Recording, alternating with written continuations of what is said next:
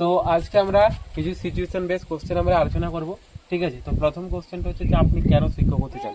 তো এটা যদি আমি উত্তর দিই, আমি এভাবে বলবো যে স্যার, শিক্ষকতা ছোট থেকে আমি খুব ভালোবাসি পেশাটাকে, এবং আমি আমার জীবনে একজন আদর্শ শিক্ষক আমি জীবনে পেয়েছিলাম, এবং তাদের থেকে আমি অনুপ্রাণিত হই।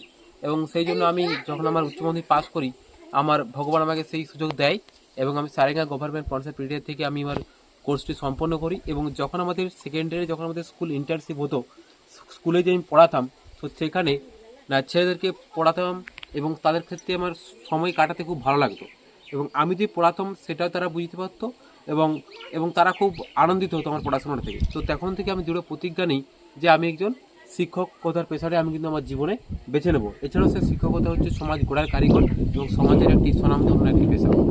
তারপরে পরের প্রশ্নটা হচ্ছে একজন আদর্শ শিক্ষকের কি গুণ থাকা দরকার। তার শ্রেণীকক্ষে একজন আদর্শ শিক্ষকের প্রথম গুণ যেটা থাকা দরকার, সেটি হচ্ছে যে যে বিষয়টি তিনি পড়াবেন, অর্থাৎ সমস্ত বিষয়ের প্রতি হচ্ছে গভীর জ্ঞান থাকতে হবে। জ্ঞান না থাকলে তিনি কি করতে পারেন না, না বিষয়টিকে সম্পূর্ণভাবে তিনি উপস্থাপন করতে পারবেন না।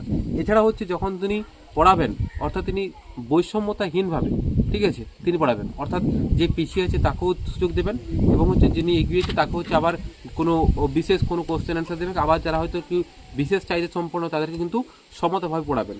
এবং হচ্ছে স্কুল ম্যানেজমেন্টের ক্ষমতা থাকতে হবে, কারণ একজন প্রাথমিক শিক্ষকের স্কুলের সমস্ত দায়িত্ব তাকে পালন করতে হয়, ঠিক আছে। স্কুল ম্যানেজমেন্টের ক্ষমতা থাকতে হবে, এবং হচ্ছে পরিবেশ সম্পর্কে প্রতিনিয়ত ছাত্রছাত্রীদের মধ্যে কী করতে হবে না, একটা ধারণা এবং সচেতনতা ভাব তার মধ্যে কিন্তু গড়ে তুলতে হবে। তারপরে হচ্ছে যে যে মিড ডে মিলের দুটি অসুবিধা কী না, আমরা জানি যে 1995 সালে আমাদের যে মিড ডে মিল স্কিমটি প্রথমে এসেছিল, এখন বর্তমানে হচ্ছে পিএম পোষণ নামে চলছে, ঠিক আছে। কিন্তু এর সুবিধা অনেকই আছে, কিন্তু অসুবিধা যদি বলতে হয় প্রধানত যে আমরা স্যার এরকম করে বলতে হবে যে স্যার, মাঝে মাঝে খবরের কাগজে শুনতে পাওয়া যায় যে কোনো স্কুলে যে খাদ্যের গুণগত মান খুবই কমে গেছে বা কম পাওয়া যাচ্ছে, ঠিক আছে। এটা একটা হতে পারে। আরেকটা হতে পারে কি না, আরেকটা হতে পারে যে এখনো পর্যন্ত গ্রাম বা প্রান্তর যে গ্রামীণ এলাকায় কিছু এমন এমন স্কুল আছে যেখানে হচ্ছে কি না রান্না করার যে রান্নাঘর, এবং হচ্ছে যে যে ছাত্রছাত্রীরা যেখানে বসে খাবে সেই সমতুল্য অবস্থান ও পরিকাঠামোর কিন্তু এখনও কিছু সমস্যা রয়ে গেছে, এবং আমাদের সরকার এগুলোকে নিয়ে এখন ভাবছে, এবং হয়তো খুব স্বল্প সময়ের মধ্যে এই সমস্যাগুলো আর থাকবে না। তারপর হচ্ছে আপনি এখনো পর্যন্ত চাকরি পান না কেন। তাই এই প্রশ্নটার উত্তর এভাবে দিতে হবে যে স্যার, আমি নিজেকে যাচাই করার জন্য আমি কেন্দ্রীয় এবং রাজ্য স্তরের অনেক পরীক্ষায় আমি কিন্তু দিয়েছি, এবং সেখানে আমি যে প্রাথমিক পরীক্ষা সেখানে আমি সফলতা অর্জন করেছি, এবং অনেক পরীক্ষায় আমি মেন পরীক্ষা তো সেখানে আমি সফলতা অর্জন করেছিলাম, কিন্তু কোনো কারণবশত আমি ফাইনাল মেরিট-লিস্টের মধ্যে আমি আসতে পারিনি।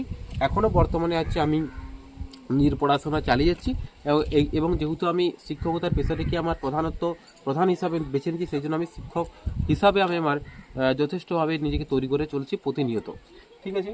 তারপর হচ্ছে কোনো অভিভাবক আপনার পড়ানো নিয়ে প্রশ্ন তুললে আপনি কী করবেন। তা কোনো অভিভাবক যদি আমার পড়ানো নিয়ে কোনো প্রশ্ন তুলেন, সেক্ষেত্রে আমি প্রথমে তাকে বোঝাবো যে আমি যে পদ্ধতিতে পড়াচ্ছি সেটা হচ্ছে শিশু বিজ্ঞান মনস্তত্ত্ব অনুযায়ী, ঠিক আছে।